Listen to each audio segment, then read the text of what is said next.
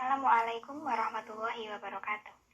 Perkenalkan, kami dari kelompok 6 yang beranggotakan Ismi Nur Azizah dan Widya Pangastuti. Kami akan mempresentasikan tentang anti-angina. Pengertian anti-angina. Anti-angina adalah obat yang digunakan untuk mengobati nyeri jantung yang mendadak akibat tidak cukupnya aliran darah karena adanya penyumbatan pada arteri koroner yang menuju jantung atau angina pectoris. Dengan berkurangnya aliran darah, maka oksigen yang menuju ke jantung juga berkurang dan ini menimbulkan rasa sakit. Nyeri angina seringkali digambarkan sebagai rasa tertekan di tengah-tengah dada dan nyeri menjalar ke bawah lengan kiri. Serangan angina dapat berlanjut menjadi infark miokardium atau serangan jantung. Gejala angina pectoris. Nyeri dada akibat kurangnya kebutuhan oksigen dalam miokard, rasa sakit di bawah tulang dada atau region jantung, rasa tertekan mendadak yang menjalar ke lengan kiri. Faktor penyebab. Penyempitan pembuluh arteri koroner sehingga aliran darah ke jantung berkurang. Kejang yang terjadi selama atau sesudah mengeluarkan exertion atau emosi. Penyebab tertentu tentang sakit dan frekuensi serangannya.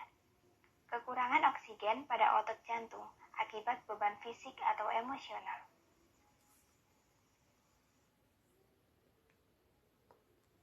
Jenis-jenis angina. Ada 3.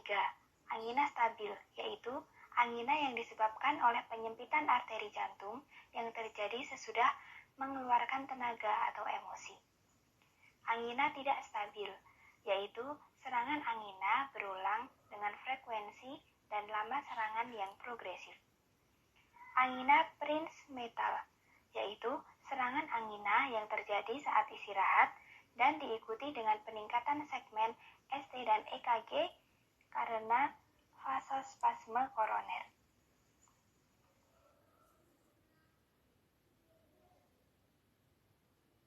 Penggolongan obat. 1.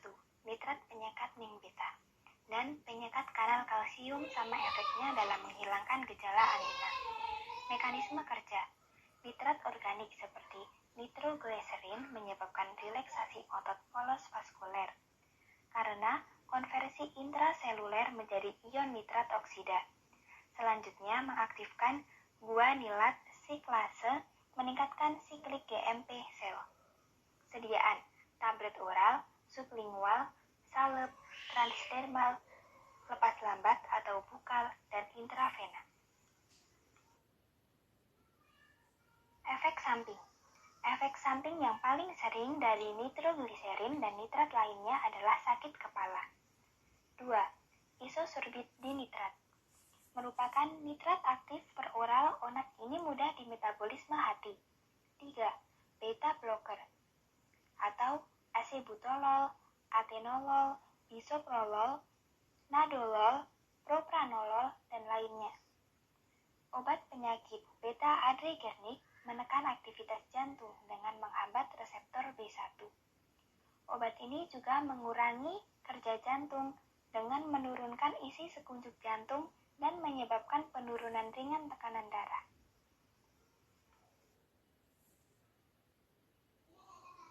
Efek samping. Asma, lelah, menurunkan konduksi dan kontraksi jantung sehingga terjadi gladikardia. Blokade reseptor beta-2 dapat menimbulkan bronkospase pada pasien dengan penyakit paru, sehingga beta blocker dikontraindikasikan dengan pasien asma. Beta blocker juga menimbulkan vasokonstriksi perifer. 4. Kalsium blocker. Obat ini menghambat masuknya kalsium ke dalam sel-sel otot polos koroner jantung dan anyaman arterial sistemik. Efek samping. Pusing, mual, sakit kepala, hipotensi, dan udem paru. 5. Antagonis CA atau diltiazem dan verapamil. menghambat masuknya kalsium ke dalam sel, sehingga terjadi relaksasi otot poros vaskuler, menurunnya kontraksi otot jantung, dan menurunnya kecepatan nodus SA serta konduksi AF atau kronotrop negatif. Semua penghambat kanal CA menyebabkan relaksasi otot arterial, tetapi kurang terhadap pembuluh darah vena, sehingga kurang mempengaruhi beban preload. Efek samping hipotensi, refleks, takikardia.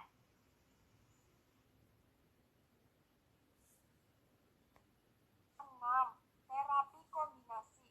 Yang pertama, nitrat organik dan beta blocker. Beta blocker dapat menghambat refleks takikardia dan inotropik positif oleh nitrat organik. Yang kedua, menghambat kanal kalsium dan beta blocker. Beta blocker dapat mengurangi refleks takikardia yang disebabkan oleh penghambat kanal kalsium. Yang ketiga, penghambat kanal kalsium dan nitrat organik bersifat aditif. Yang keempat, penghambat kanal kalsium, beta blocker, dan nitrat organik bila serangan anti-angina tidak membaik dengan dua kombinasi obat. Mekanisme